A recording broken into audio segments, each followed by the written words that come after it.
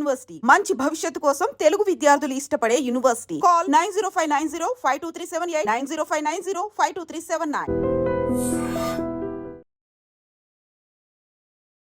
గతంలో శాంతి చర్చలు జరిగినప్పుడు మధ్యవర్తులు కొంతమంది ఉన్నారు.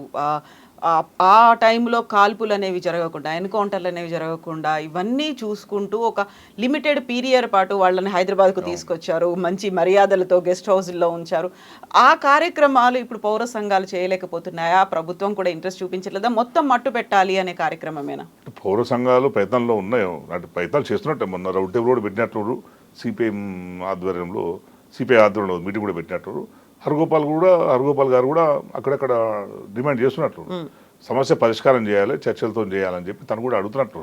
అంటే కనీసం వాళ్ళ మాట వినే ప్రభుత్వాలు ఉండాలి కదా, వాళ్ళ మాటను పట్టించుకునే ప్రభుత్వాలు ఉండాలి కదా.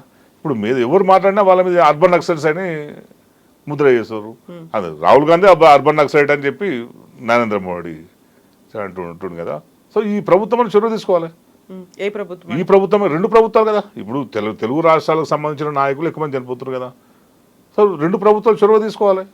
ఎందుకని తీసుకోవాలంటే కేంద్రమే ఒక లక్ష్యం పెట్టుకుంది, టార్గెట్ అనేది పెట్టుకుంది 2026 కల్లా. ఇప్పుడు కేంద్రానికి వ్యతిరేకంగా వీళ్ళు మాట్లాడతారా? కేంద్రం సమస్య కాదు ఇది.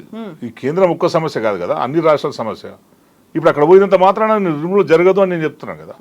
నువ్వు మార్చి 30న వ్యక్తులను చంపేస్తారో తప్పించి, మార్చి 30లో వ్యక్తుల్ని నిర్మూలిస్తారో తప్పించి నీ ఆ సిద్ధాంతాన్ని నిర్మించలేదు కదా అంటూ నేను.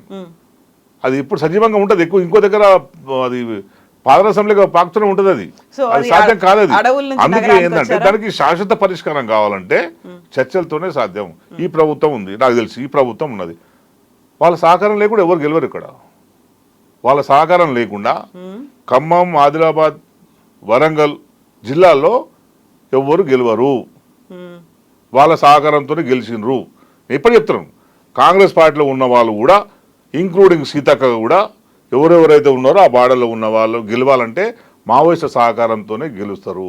100% వాళ్ళ సహకారంతో గెలిచిన నేను అనుకుంటున్నాను. నాకు అనుభవం 100% చేయగలుగుతారు. 100%.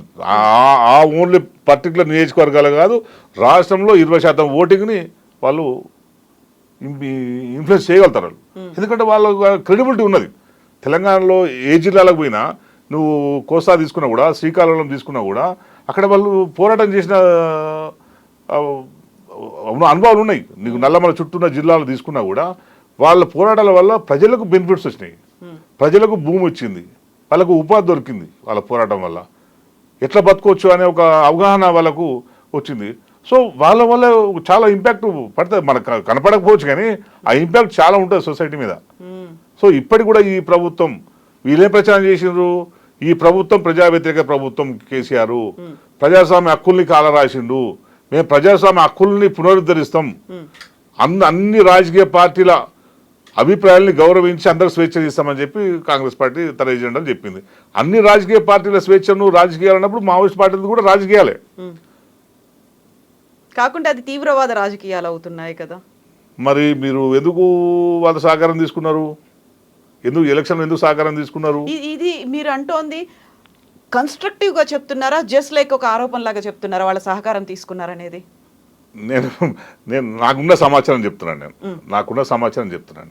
ఎందుకంటే ఒకటి ఏంటంటే వాళ్ళు కూడా ఏమనుకున్నారంటే కేసీఆర్ గారు పోతే మాకు కొంచెం డెమోక్రటిక్ స్పేస్ దొరుకుతుందేమో, ఇంతకంటే మంచి స్పేస్ దొరుకుతుందేమో అని వాళ్ళు కూడా ఊహించుకున్నారు. ఎందుకంటే కేసీఆర్ వస్తే కేసీఆర్ కూడా ఇలాంటి మైండ్ సెట్ తో అంటే కేసీఆర్ గారు శృతి సాగర్ ఎన్కౌంటర్ తర్వాత తెలంగాణ కేసీఆర్ గారు ఏమైందంటే వాళ్ళ పాపం కేసీఆర్ గారు అంటే మంచి అభిప్రాయం ఉండే. ఫస్ట్ ఎన్కౌంటర్ శృతి సాగర్ తర్వాత కొంచెం వాళ్ళు ఆలోచనలో పడ్డారా? అంటే మనం ఎన్కౌంటర్ జరిగాయని చెప్పింది తెలంగాణలో ఎన్కౌంటర్లు జరగగానే చెప్పిన తర్వాత ఎంట్లు జరుగుతున్నాయని చెప్పి వాళ్ళు కొంచెం కేసీఆర్ పట్ల కోపంగా ఉన్నారు. ఎందుకంటే నేను కూడా అప్పుడు ప్రెస్ మీట్కి నేను కూడా పోయించాను, దానికి నన్ను కూడా ప్రెస్ మీట్ పిలిచారు. అప్పుడు చెప్పి ఇది తప్పు, ప్రభుత్వం కరెక్ట్ రూట్లో పోతలేదు, సేమ్ చంద్రబాబు రూట్లోనే పోతుందని అప్పుడు చెప్పాను. సో బహుశా నేను అనుకున్నది ఏంటంటే, నా అంచనా ఏంటంటే ఈ ప్రభుత్వం వస్తే, కాంగ్రెస్ పార్టీ వస్తే కొంచెం బ్రీతింగ్ స్పేస్ దొరుకుతుందేమో మాకు, కానీ వాళ్ళు ఎక్స్పెక్ట్ చేసి వీళ్ళకి సపోర్ట్ చేసినామని నేను అనుకుంటున్నాను. అయితే బహుశా నేను అథెంటిక్ కొన్ని విషయాలు నాకు చెప్పలేం. కానీ ఇప్పుడు మీరు చెప్పినటువంటి ఈ మాటల్ని బట్టి చూస్తే ఇప్పుడు ప్రభుత్వంలో కీలకంగా ఉన్నటువంటి మంత్రులు ఆ బెల్ట్ నుంచి వచ్చిన వాళ్ళే ఉన్నారు కదా.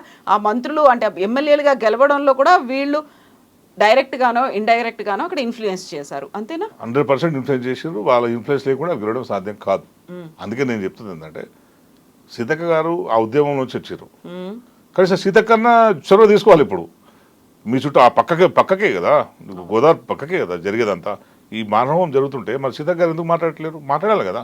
సరే వదిలిపెట్టండి, ప్రభుత్వాన్ని సహకారం చేసినా లేదా ఒక మనిషిగా అండి, ఒక మనిషిగా తన ఆదివాసి బిడ్డ, నేను ఎక్కడో మా ఊరికి ఎక్కడో అదో దూరం, జస్ట్ నేను వాళ్ళని చూసి చదువుకొని పోయినందుకే, పాపం అడవికి 10 సార్లు పోయినందుకే ఆదివాసుల ప్రేమ బాగుంటుంది, వాళ్ళు అమాయకులు, అయ్యో పాపం ఇట్లా అయిపోతుందని మనమే నేను నాలంటే మాట్లాడుకుంటున్నప్పుడు మరి మీకు ఇంకెంత బాధ ఉండాలి? మీకు ఉండాలిగా బాధ. ఆ బాధను మీరు ఎందుకు ఎక్స్పెక్ట్ చేస్తారు మీ ప్రభుత్వంతో? మీ ప్రభుత్వం వినకపోతే బహిరంగంగా చెప్పండి, సమాజం ముందు చెప్పండి, సమాజం వస్తుంది, సమాజం మీకు కూడా అండగా వస్తుంది. అట్లా చేస్తే మనం ఏమన్నా ఈ మరణ కాండను మనం ఏమన్నా ఆపగలుగుతాం. మనం నేను చెప్పేది అదే, మీరు మావోయిస్టులు జాతికి వ్యతిరేకంగా ఈ దేశద్రోహంగా పనిచేస్తున్నారు అన్నప్పుడు మీరు శిక్షించండి 100%. మేము దానికి ఏమో వంటలేము. కానీ ఇట్లా బాంబులు వేసి నీకు డ్రోన్స్ పెట్టి నీకు డేగలతో నీకు స్పై చేసి ఇదంతా ఈ టెక్నాలజీ ఎవరి మీద ఉపయోగిస్తామండి? మనం శత్రు దేశాల మీద ఉపయోగిస్తాం. మనం డేగలు ఇంటెలిజెన్స్ కోసము వేరే శత్రు బార్డర్లో ఏం జరుగుతుందో కనుక్కోవడానికి ఇది చేస్తాం. రాకెట్ లాంచర్స్ శత్రువు వస్తున్నప్పుడు, బార్డర్ క్రాస్ చేస్తున్నప్పుడు శత్రువు మీద మనం రాకెట్ లాంచర్స్ ఉపయోగిస్తాం. మనం డ్రోన్స్ ఎక్కడ ఉపయోగిస్తాం? డ్రోన్ ఫైరింగ్ కూడా మనం చూస్తున్నాం కదా. మనం మనము ఆఫ్ఘనిస్తాన్లో కానీ, మన సిరియాలో కానీ, ఎక్కడెక్కడ ఏదో ఎన్ని దేశాల్లో మనం డ్రోన్స్ మనం వేరే దేశం మీద యుద్ధం చేస్తున్నాం కదా. వాళ్ళు మన పౌరులు కదా, మన రాష్ట్రం పక్కనే ఛత్తీస్గఢ్ రాష్ట్రం, అది Orissa border, Andhra Pradesh border, Telangana border. So ఇట్లా జరగడం కరెక్ట్ కాదనేది నా అభిప్రాయం. అందుకే మొన్న నేను స్టేట్మెంట్ నాకు కూడా అది బాధ అనిపించింది. నేను స్టేట్మెంట్, అరే ఇట్లా ఇంత దుర్మార్గం జరుగుతున్నప్పుడు ఇంత ఉన్న వాళ్ళు మాట్లాడాలి, ఇన్ని రాజకీయ పక్షాలు మాట్లాడాలి. దుర్మార్గం కదా అది. నిజం పట్టుకొని ఎన్కౌంటర్ చేయడమే తప్పు మనిషిని. నువ్వు ఇంత దుర్మార్గంగా చేస్తే మీరు అన్నట్టు అక్కడ ఆదివాసుల మీద పడుతున్నాయా బాంబ్స్? నిజంగానే వీళ్ళ మీద పడుతున్నాయా? ఎవరు తెలుసు అండి? తెలియదు కదా, నీకు నాకు తెలియదు కదా. అక్కడ ఏం చెప్తుందో మరి ఎవరు రిపోర్ట్ చేయాలి? ప్రభుత్వం చెప్పాలి.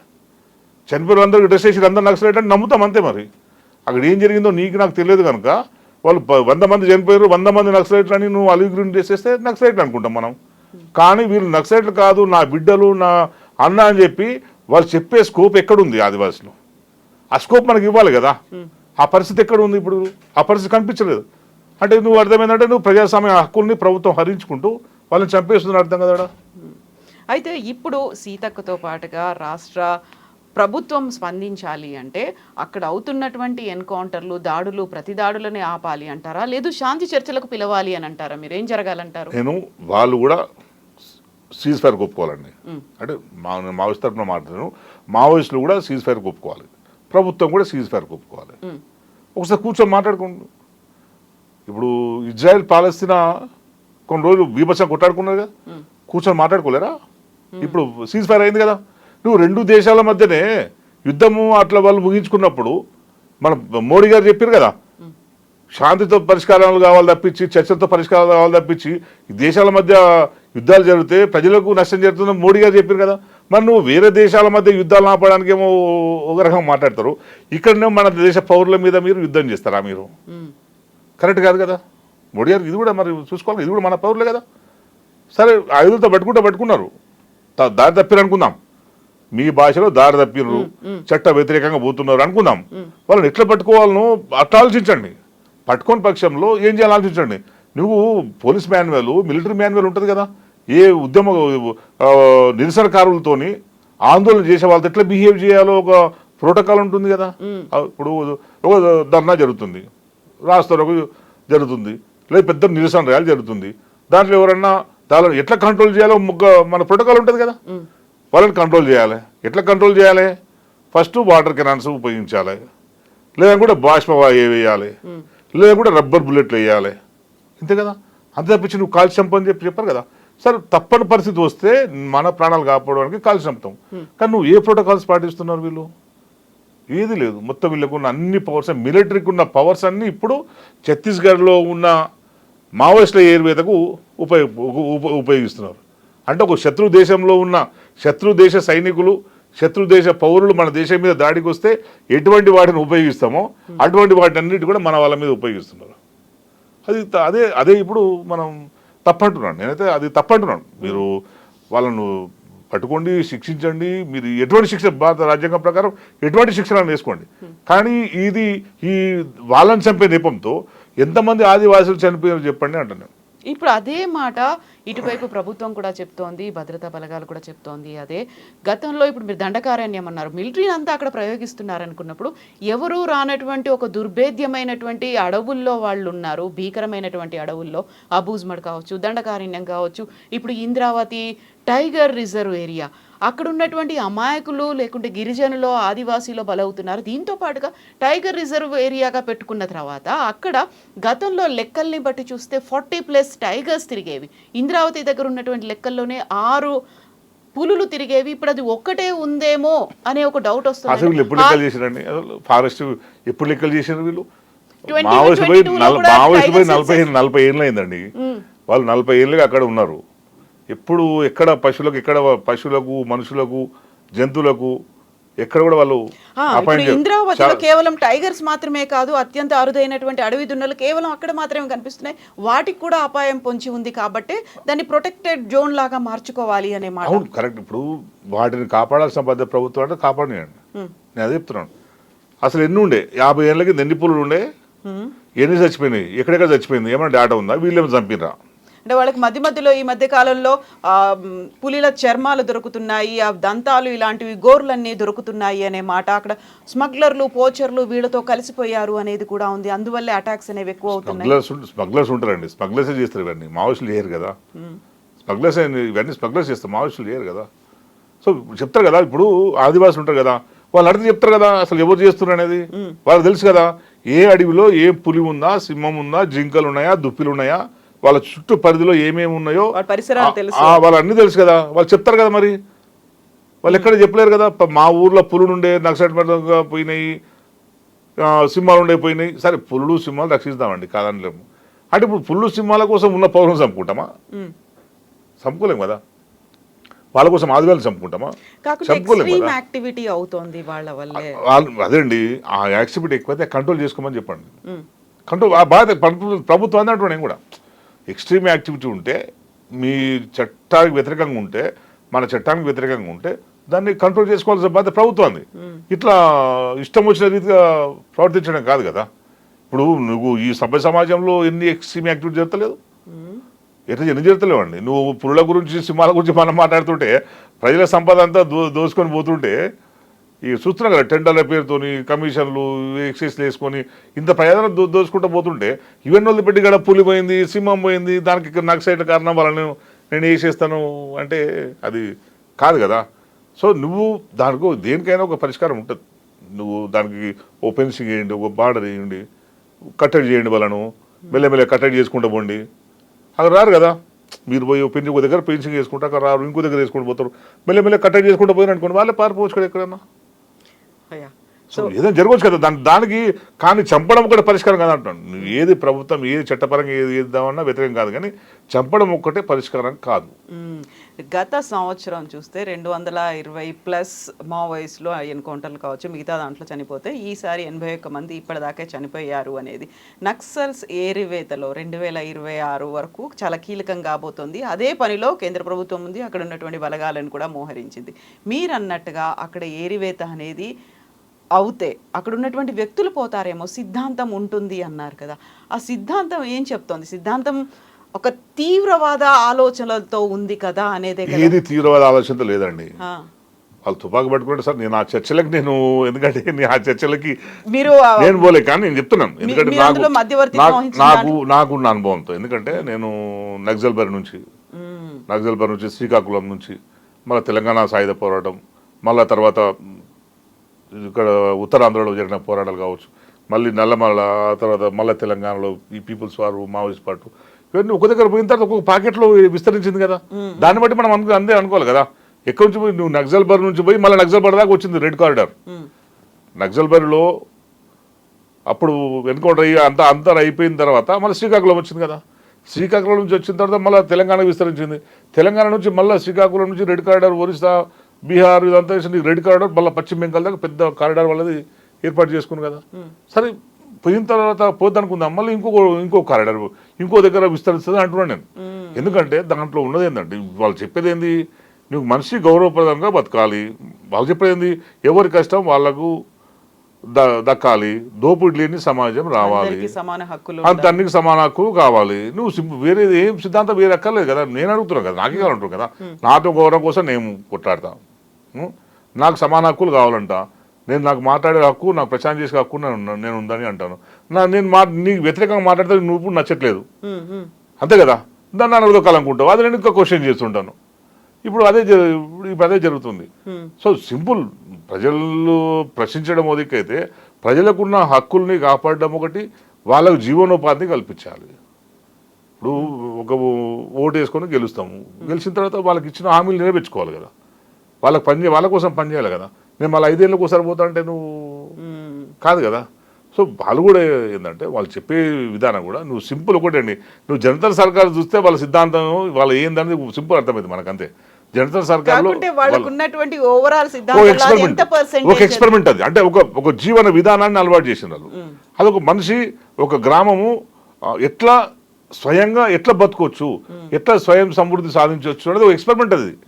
సో నువ్వు దాన్ని కనుక మనం అన్ని గ్రామాల్లో చేసుకుంటే నీకు ఏం అక్కర్లేదు, అది నీకు ఏ పోరాటం అక్కర్లేదు, ఏ విప్లవం అక్కర్లేదు, నువ్వు ఏ ఎలక్షన్ ఏమి అవసరం లేదు కదా. మరి అదే చేసుకోవచ్చు కదా, అదే చెప్తున్నారు కదా. వాళ్ళు తుపాకులు ఎక్కడ పట్టుకున్నారు వాళ్ళు, మనం మొత్తం చరిత్ర నుంచి చూసుకుంటే కూడా వాళ్ళు తుపాకులు పట్టుకుంటారని నక్సలైట్లు కాలేరు కదా. భూస్వాములు పోరాటం చేస్తున్న క్రమంలో భూస్వామి దగ్గర ఉన్న తుపాకులు కదా, భూస్వాములు పోలీసుల దగ్గర ఉన్న తుపాకులు కదా. అధునాతనమైనటువంటి ఆధునిక టెక్నాలజీ అన్ని పోలీసుల నుంచి గుంజుకున్నాయండి నాకు తెలిసి. నాకు ఇనిషియల్ స్టేజ్లో అన్ని పోలీసుల నుంచి తీసుకున్నాయి. ఇప్పుడు గడిల మీద దాడులు చేసినారు, గడిల మీద దాడులు చేస్తే వాళ్ళు తుపాకులతోని ఉద్యమకారుల మీద వాళ్ళు తెలంగాణ సాయుధ పోరాటంలో తుపాకులు ఎక్కడి వాళ్ళతో లేవు కదా. గడిల నుంచి తీసుకొని తర్వాత వాళ్ళు తీసుకొచ్చి నమూనా తయారు చేసుకొని పోరాటం చేసింది. ఇప్పుడు వాళ్ళు కూడా అట్లే చేసినారు. ఒక పోరాటం జరుగుతున్నప్పుడు దానికి అవన్నీ చెప్తాను, అందుకే చెప్తాను. ఆ సబ్జెక్ట్లో మనం పోతే ఇంక నేను చేయలేం. కానీ సో బాగుందంటే సిద్ధాంతం మాత్రం బతికి ఉంటుంది అంతే, ఏదైనా ఉంటుంది, అది స్ప్రెడ్ అవుతుంది కదా. అంటే నీకు ఒక మనిషి ఎట్లా బతకాలి అనేది, ఒక మనిషి గౌరవంగా అతని అనేది తిండి ఉండాలి, గౌరవం ఉండాలి, ఆత్మగౌరవం ఉండాలి, సెల్ఫ్గా ఇంకా నువ్వు సస్టైన్ కావడం ఎట్లా అనేది అన్ని రకాలుగా ఉంటుంది కనుక అది నీకు ఉంటుంది. అంటే ఇంకా నేను దాంట్లో నేను పండినోడు కాదు, సిద్ధాంతం పట్ల నాకు పూర్తి పట్టున్నోని కాదు, కానీ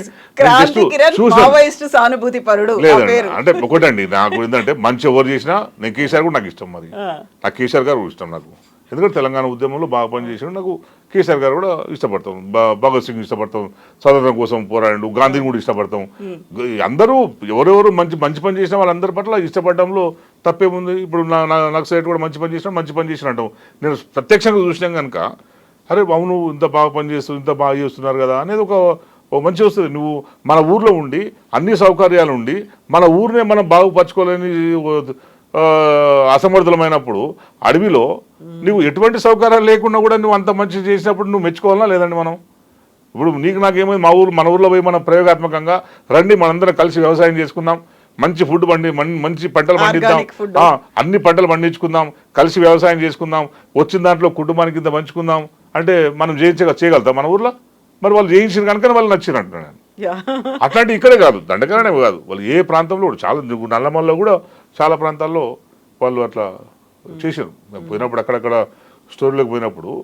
సో అట్లాంటిది ఉన్నది కనుక మనం వాళ్ళంటే కొంచెం తెలంగాణలో ఏం లేదన్న, తెలంగాణలో నక్సలైట్లు వచ్చిన తర్వాతనే ఒక ఆత్మగౌరవం వచ్చింది ప్రతి ఒక్కరికి అనేది. ఎందుకంటే ఊర్లలో ఉన్న వాళ్ళకు దొరల మీద భూస్వాముల మీద పోరాటం చేసిన తర్వాతనే కొంచెం భయపడి పరిస్థితి అదుపులోకి వచ్చింది. లేదంటే ఇంకా ప్రజలు ఇంకా బానిసత్వంలో పోయేటోళ్ళు అనేది మాత్రం వాస్తవం. ఎందుకంటే చదువుకున్న చరిత్ర కానీ మనం పాఠ్యాంశాల్లో ఉన్నాయి కదా, మనం తెలంగాణలో ఎంత దుర్మార్గాలు జరిగినాయి ఏంది అనేది. ఇప్పుడు టీఎస్పీఎస్సీ సిలబస్లో కూడా పెట్టారు. టీఎస్పీఎస్సీ సిలబస్లో వాళ్ళని దొంగలు ద్రోహులు చిత్రీకరించలేరు కదా, అదొక పోరాటం చూపెట్టారు. అది పోరాటం. తుపాకులు పట్టుకున్నారు, ఎందుకు పట్టుకున్నట్టు అది వేరే విషయాలు అవన్నీ ఉంటాయి, కానీ అదొక పోరాట రూపం అది. తర్వాత క్రమంలో అది ఇట్లా అయిపోయింది. అందుకే ఏంటంటే మనము ఏంటంటే ఈ దేశ పౌరులుగా, ఈ రాష్ట్ర పౌరులుగా ఇట్లాంటి అవానమీయ పరిస్థితిని అయితే ఆపితే బాగుంటుందని ఒక ఆవేదన ఉంది, అంతకు మించి ఏం లేదు. యా, సో ఇప్పుడు మీరు సిద్ధాంతం స్ప్రెడ్ అవుతుంది అనుకున్నప్పుడు, వ్యాప్తి జరుగుతుంది అనుకున్నప్పుడు, అది అడవుల్ని వదిలి నగరాలు అంటే గతంలో పల్లెల్లో కనిపించింది, ఆ తర్వాత నగరాల వైపు కూడా వచ్చిందా, వస్తుందా ముందు ముందు? ఎందుకు లేదని ఎందుకు అనుకుంటాం మనం? మ్మ్. లేదని ఎందుకు అనుకుంటామండి? మంచి మాట్లాడే ప్రతి ఒక్కరు నక్సలైట్ అంటారు కదా ఇప్పటికీ. అర్బన్ నక్సల్స్. అర్బన్ నక్సల్ అంటాడు. ఇప్పుడు ఎవరైనా మాట్లాడినా అనుకోండి, ఉన్నది ఉంటే ఉన్నది ఉన్నట్టు మాట్లాడితే అర్బన్ నక్సల్స్ అంటారు, గతంలో రాడికల్ అనే అందరు ఇది అంటారు. సో అంటే ఇప్పుడు దాన్ని ఒకటేంటంటే ప్రభుత్వాలకు నచ్చవు, ప్రభుత్వాలు చేసిన విధానాలని ప్రశ్నించడం ప్రభుత్వాలకు స్వతహాగా మామూలుగా అయితే నచ్చవు. వాళ్ళు ఏ విధానం పెట్టినా కరెక్ట్ అని అనాలి, అప్పుడు వాళ్ళకి కరెక్ట్. ఎట్లా కాదు, ఇది ఎందుకు అవుతుంది, ఇది ప్రజా వ్యతిరేకమైంది, ఇది ప్రజలను దోచుకునేది అని అంటే మీరందరూ ఐడియాలజీతో ఉన్నారు, మీరంతా అర్బన్ నక్సల్స్ అని ఒక ముద్ర వేయడం. ఇప్పుడు వరరావు ఉన్నారండి, వరరావు గారు తుపాకి పట్టలేరు కదా పాపం. 80 సంవత్సరాల వయసులో ఆయన తెలంగాణ రాష్ట్రం రాకుండా ముంబైకి పరిమితం చేశారు కదా. ఆయన తుపాకి పట్టుకోవడం రాస్తాడు, ఆయన అభిప్రాయం, రాజ్యాంగం ఇచ్చిన హక్కు అది, రాయడము మాట్లాడడము స్వేచ్ఛ అది. నీ వల్ల పలాడవులు ప్రభావితం అయిపోయి ఉన్నాడు, దానికి ఎట్లా అంటాను? ఇప్పుడు నేను చెప్పిన ఇప్పుడు నేను అక్కడ పోయి ఇచ్చిన నేను ప్రభావితమని అనుకుందాము, దానికి ఎవరి మీద కేసు పెడతారు అంటే నాకు నచ్చింది అది బాగుంది. నేను ఇప్పటికీ పాజిటివ్గా చెప్తాను, మీతో కూడా చెప్తున్నాను కదా. అసలు అది చూసి నాకు ఇప్పటికి కళ్ళలో ఆనందం అనిపిస్తుంది, నాకు ఇంత బ్రహ్మాండంగా వ్యవసాయం చేసుకున్నాను అని చెప్పి. ఇప్పుడు నేను మా ఊర్లో కూడా నేను దాని చూసే వ్యవసాయం పట్ల అట్రాక్ట్ అయ్యాను నేను, లేకపోతే మా ఊరు కూడా పోయటం కానీ నేను. సో ఇప్పుడు మరి తెలంగాణ రాష్ట్ర ప్రభుత్వం ఎందుకని స్పందించట్లేదు, ఇన్ని ఎన్కౌంటర్లు అవుతున్నాయి, ఇంతమంది చనిపోతున్నారు అంటే ఏ ప్రభుత్వం అయినా గద్దెనెక్కినాక అంతే ఉంటుంది కదా, బహుశా ఈ ప్రభుత్వం కూడా అట్టే కావచ్చు. ఓకే, వాళ్ళు మరి పాపం వాళ్ళకైనా తెలుసుకోవాలి, వాళ్ళు కూడా ఒక ప్రభుత్వం దించాలంటే ఇంకో ప్రభుత్వాన్ని సపోర్ట్ చేసి, ఇంకోటి దించాలంటే ఇంకో సపోర్ట్ చేసి ఇట్లా చేసుకుంటే కాలం అయితే పరిష్కారం కాదు. అది ఒక శాశ్వతంగా ప్రజలకు అనుకూలంగా ఉండే విధానం అయితే ఉండాల్సిన అవసరం ఏ పార్టీకైనా ఉంటుంది, ఆ పార్టీకే కాదు ఏ పార్టీకైనా ఉంటుంది. అయితే ఇప్పుడు వాళ్ళు కూడా ఏంటంటే ఇప్పుడున్న పరిస్థితుల్లో నా వ్యక్తిగత అభిప్రాయం, టెక్నాలజీ పెరిగిపోయింది, ఎవరు ఏ మూలనున్నా క్షణాల్లో కనిపెట్టవచ్చు. ఇప్పుడు అది మరి ఎంతవరకు సమంజసమైందో వాళ్ళు కూడా కొంచెం చూసుకోవాల్సిన అవసరం ఉంటుంది. అది ఎందుకంటే నువ్వు ఒక మనిషి ప్రాణం పట్ల కన్సర్న్ మనకు అంతే. వాళ్ళు ఎవరో మా అన్నదమ్ము లేరు, మా బంధువులు లేరు, నాకేం లేరు, కానీ ఓ మనుషుల పట్ల ఎందుకంటే కన్సర్న్ అంతే. అరే ఇట్లా ఉండే బాగుంటుంది అనేది తప్పించి వాళ్ళ వల్ల ఇంకా ఆదివాసులు ఇబ్బంది అవుతున్నారు, ఇంకా ఇవన్నీ ఉన్నాయి కదా, కొంచెం దాన్ని అందరూ కూడా చేసుకొని మన కొత్త ఫామ్లో ఉద్యోగం పోస్తే బాగుంటుంది. బహుశా ప్రభుత్వం అందుకే చెప్తున్నా, ప్రభుత్వం చర్చలు చేసి వాళ్ళని ఒప్పించవచ్చు కదా అంటున్నాను నేను. 10 ఏళ్ళు అయింది, 2004లో ప్రభుత్వం చెప్పే ప్రయత్నం చేసింది, అప్పుడు వాళ్ళు వినలేరు అనుకుందాం. ఇప్పుడు మళ్ళీ 2025 కదా, 20 సంవత్సరాలు కదా, 20 సంవత్సరాల్లో వాళ్ళు ఏమైనా మార్పు వచ్చిందేమో పిలిచి మాట్లాడమని చెప్తున్నాం మేము కూడా. మేము చెప్పలేం కదా, ఒక ప్రయత్నం చేయమని చెప్తున్నాను నేను. ఈ 20 సంవత్సరాల కాలంలో పెరిగిన టెక్నాలజీ, ప్రభుత్వానికి ఉన్న వనరులు ఇవన్నీ చూసిన తర్వాత కూడా వాళ్ళ ఆలోచనలు ఏమన్నా తేడా వస్తుందేమో, లేదు వాళ్ళు ఇంకేమేమి చెప్తారో ఒకసారి. సో పిలిచి మాట్లాడితే తెలుస్తాయి కదా, సమాజం ముందు పెడితే వాళ్ళు ఏం చెప్తారు వీళ్ళు ఏం చెప్తారు, ఒక చర్చ జరగాలి కదా సొసైటీలో. ఇప్పుడు నువ్వు అమెరికాలో అధ్యక్షుడు ఎన్నికైనప్పుడు ఇద్దరు చర్చ ఒకే పోడియం మీద అంతే కదా, ఒకే పోడియం ఉంటారు కదా, నీ అభిప్రాయాలు నువ్వు చెప్పాలి, వీళ్ళ అభిప్రాయం చెప్పాలి, ప్రజలు ఎక్కడ ఎవరు తీసుకుంటారో వాళ్ళు తీసుకుంటారు. సో ఇది కూడా అట్లాంటిది ఒక మంచి వాతావరణాన్ని క్రియేట్ చేస్తే ఓ పర్మనెంట్గా ప్రశాంతత ఉంటుంది అంటాను నేను. ఇప్పుడు ఏదో నాకు తెలిసి అమిత్ షా 10 ఏళ్ళ నుంచి చెప్తూనే ఉన్నాడు, వచ్చే సంవత్సరంలో తీసేస్తాం, వచ్చే సంవత్సరం తీసేస్తాం, ప్రతి సమ్మర్లో ఇదే మాట చెప్తుండే ఆయన. చెప్తా ఏరి పారేయడం అనేది సాధ్యమే కాదు, సాధ్యం కానే కాదు చెప్తున్నాను నేను. ఏముంటుందండి ఆడ బస్తాలో లేకపోతే పోయి ఢిల్లీలో ఉంటారు, ఢిల్లీలో ఉండొచ్చు కదా, ఎవరు తెలుసు, పోయి గుజరాత్ అహ్మదాబాద్లో ఉండొచ్చు, ఏ రూపంలో ఉన్నారు నీకేం తెలుసు, నాకేం తెలుసు, తెలియదు కదా. ఇప్పుడు ఐఎస్ఐలు ఉన్నారు, ఐఎస్ఐ వాళ్ళు ఎక్కడ ఉంటారో తెలుసా అండి, సులభమైన పనులు ఉంటాయి కనుక వాళ్ళు ఈజీగా పట్టుబడతారు. సార్ నువ్వు ప్రజలతో ఉండుకుంటూ పని చేస్తున్నప్పుడు నువ్వు ఎట్లా పట్టుబడతావు చెప్పండి. సో అందుకే ప్రభుత్వం అట్లా స్పందించాలి, పాజిటివ్గా స్పందించాలని నేను కోరుతున్నాను. మరీ ముఖ్యంగా మన తెలుగు రాష్ట్రాల వాళ్ళు ఎక్కువ చనిపోతున్నారు కనుక ఆ బాధ్యత మన తెలుగు రాష్ట్రాల మీద ఉన్నది. బహుశా మన చంద్రబాబు నాయుడు, మన రామచంద్ర రెడ్డి ఎన్కౌంటర్ ఏంటంటే చంద్రబాబు నాయుడు చంపణ ప్రయత్నం చేసిండు ఆయన అని చెప్పి, ఆయన ఎన్కౌంటర్ చేసిండు అని చెప్పే వాదన కూడా ఉన్నది ఒకటి. సో ఎట్లున్నా సరే కానీ మన వాళ్ళు పోతున్నారు కనుక 2 రాష్ట్రాలు దేశంలో మొత్తం నక్సలైట్ ఉద్యమం వ్యాపించిందంటేనే ఇప్పుడు మన రాష్ట్రం నుంచే కదా. సో దానికి ఇంకోటి ఏంటంటే మొత్తం నక్సలైట్ లాంచ్కి ఈ ప్రపంచంలో ఎక్కడ ఏ నక్సలైట్ ఉన్న విషయం మన తెలంగాణ ఆంధ్రప్రదేశ్ పోలీసులకు మాత్రమే తెలుసు, మిగతా రాష్ట్రాలు ఎవరు తెలియదు. అంత నెట్వర్క్ ఇక్కడ నుంచే ఉంటుంది, అంత నెట్వర్క్ మన పోలీసులు డెవలప్ చేసుకోగలిగారు. సో దానికి కూడా ఏంటంటే వాళ్ళకు అవకాశం ఇచ్చి మళ్ళీ చర్చలకు పిలిస్తే బాగుంటుంది అన్నది. ఎస్ క్రాంతి గారు, థ్యాంక్ యూ సో మచ్ అండి. మళ్ళీ మనం థ్యాంక్ యూ మాట్లాడుకుందాం. అండి, థ్యాంక్ యూ.